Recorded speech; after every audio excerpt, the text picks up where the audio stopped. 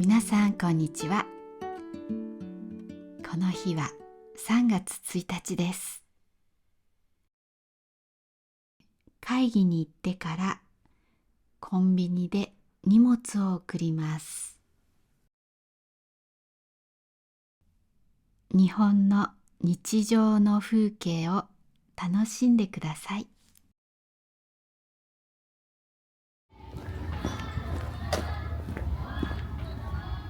声が聞こえますね。あれは体育館です。バレーボールをやっているように思います。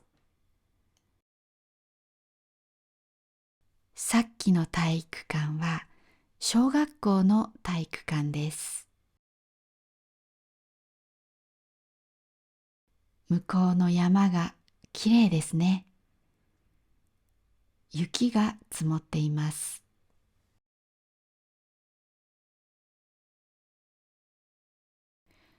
この小学校の庭にある木は桜の木です。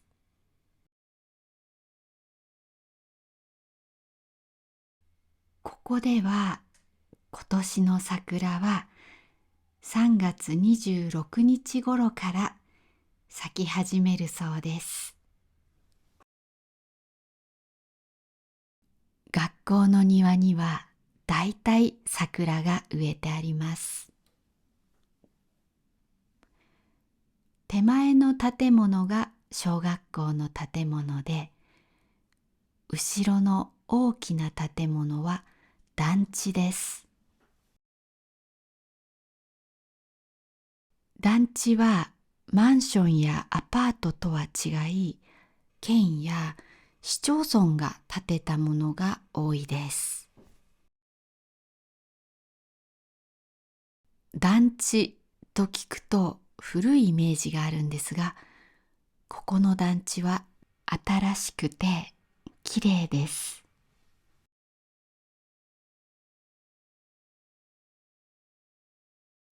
ここの細い道を行きましょう。向こうに見える建物は高校です。右手には郵便局がありますね。信号は青です。渡りましょう。信号の緑は青と言います。他にも濃い緑の葉っぱの野菜を青菜と言ったり、緑の葉っぱのことを青葉と言ったりもします。青々とした葉といえば、それは緑色の葉っぱのことです。ただ、大抵のものは緑です。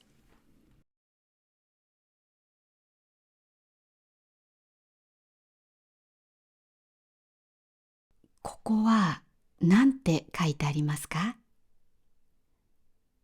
布団ですね。寝るときに使うものです。ただ、あのお店では小学校の体操服も売っています。体操服というのは体育の時に着る服です。体操服は学校ごとに決まっていて、買えるお店も決まっています。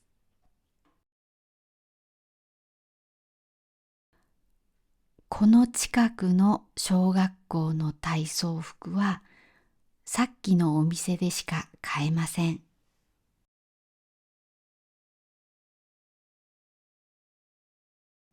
この大きな建物は病院です。大きい病院ですね。私も何回か行ったことがあります。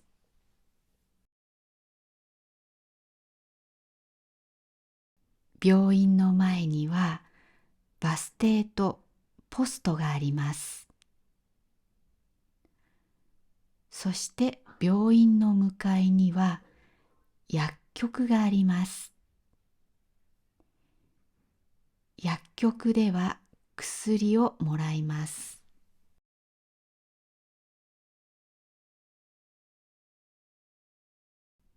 病院の前を右に曲がります。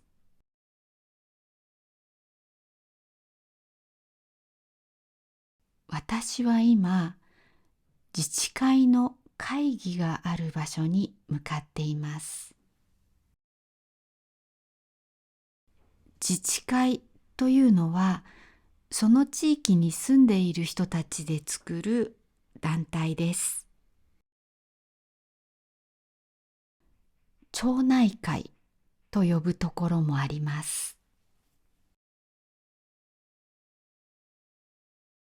絶対に入らないといけないというものではありません。ただ、この地域ではほとんどの人が入っています。入らないと近所の人とうまくいかない気がします。アパートなどで一人で住んでいる学生は普通は入らないです。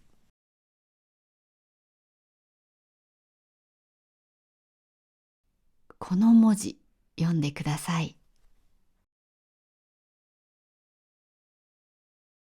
クリーニングです。このクリーニング屋さんはとても親切です。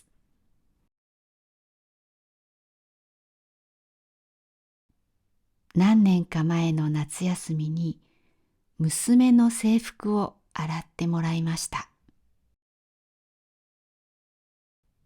夏休みが終わって学校に行く日の朝、制服がないことに気づきました。慌ててさっきのクリーニング屋さんに電話しました。そしたら朝の7時半だったんですが、お店を開けてくれました。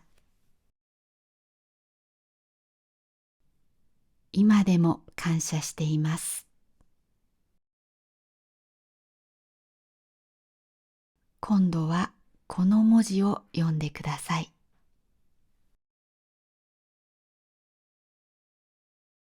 スポーツです。このお店では中学の体操服などを売っています。さて、会議をする建物に着きました。ここは自転車を止めるところ。そしてこちらは駐車場ですね。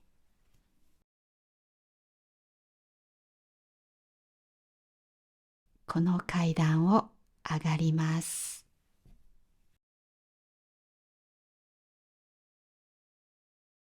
そしてここが入り口です。ここは公民館と言います。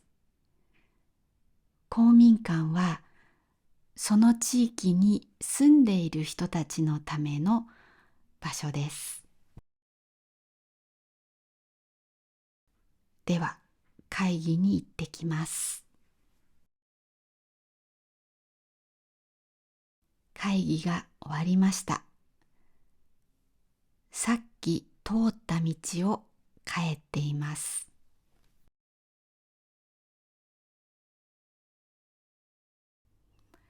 さっきの大きい病院の前を通ります。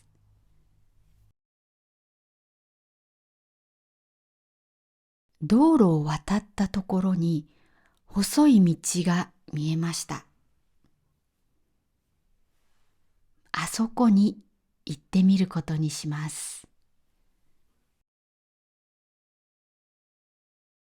横断歩道を渡ります。この細い道を行くのは初めてです。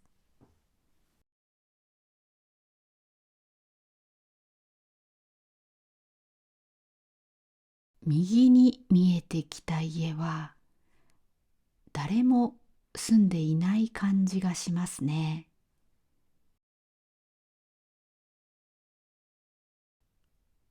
ここは狭い道ですが、左手に車が止まっていますね。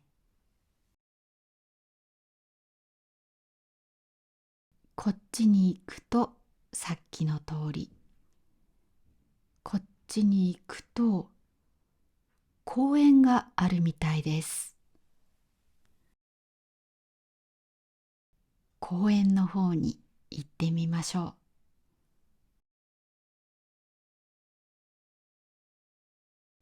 フェンスの向こうに何かありますね。あれは土俵みたいです。ちょっと見に行ってみましょう。ここから公園に入れます。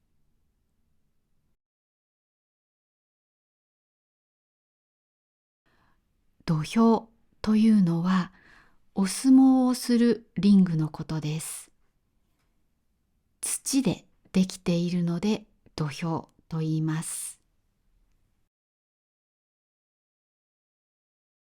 あそこにさっき見た病院が見えます。ブランコと滑り台もあります。ここは実は神社です。ちょっと神社の方にも行ってみましょう。日本には神社やお寺がたくさんあります。だいたい15万8,000箇所近くあるそうです。コンビニより3倍ぐらい多いそうです。この石は太宰治がよく座っていたそうです。太宰治は有名な作家です。こちらの動画を見てみてください。では、ちょっとだけお参りします。YouTube の登録者が増えますように、いい動画をたくさん作れますように。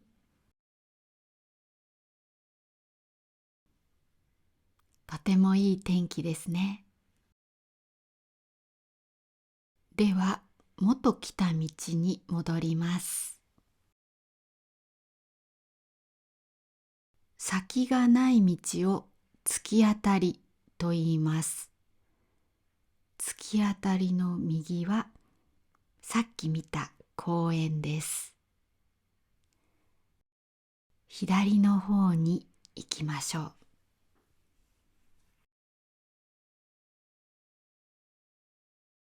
洗濯物が干してあります。この先は行き止まりでした。行き止まりというのはその先に道がないことです。ここがさっき公園に入った場所です。元来た道が見えてきました。このポスト、かわいいですね。珍しいです。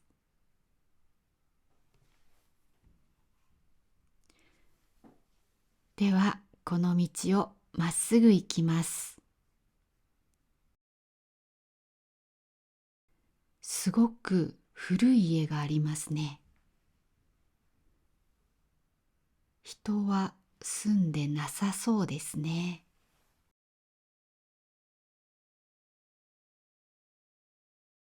この道の突き当たりは高校です。校庭に車がたくさん止まっています。というのも、この日は3月1日で卒業式でした。3月1日に卒業式をする高校はたくさんあります。この高校も3月1日が卒業式でした。親が車で来れるように、卒業式の日は校庭が駐車場になります。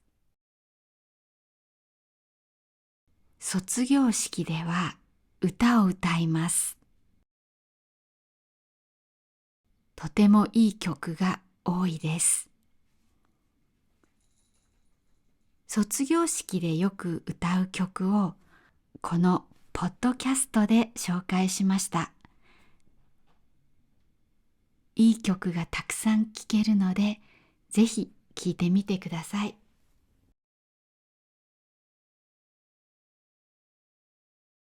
高校の校庭の後ろの道を右に曲がります。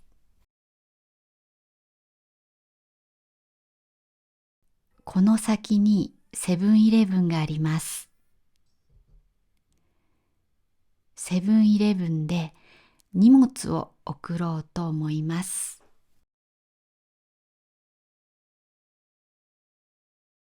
お店は混んでないですね。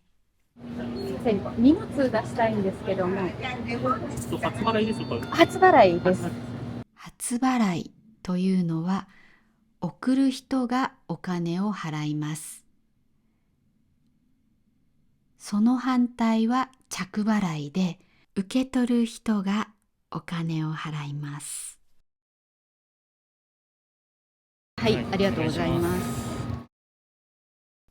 上に相手の住所、下に自分の住所を書きます。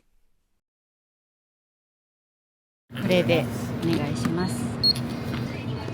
では内容に問題なければ OK ボタンを押してください。はい。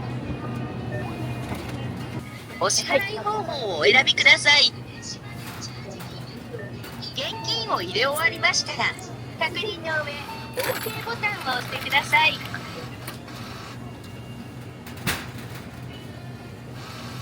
お釣りとクーポンをお受け取りください。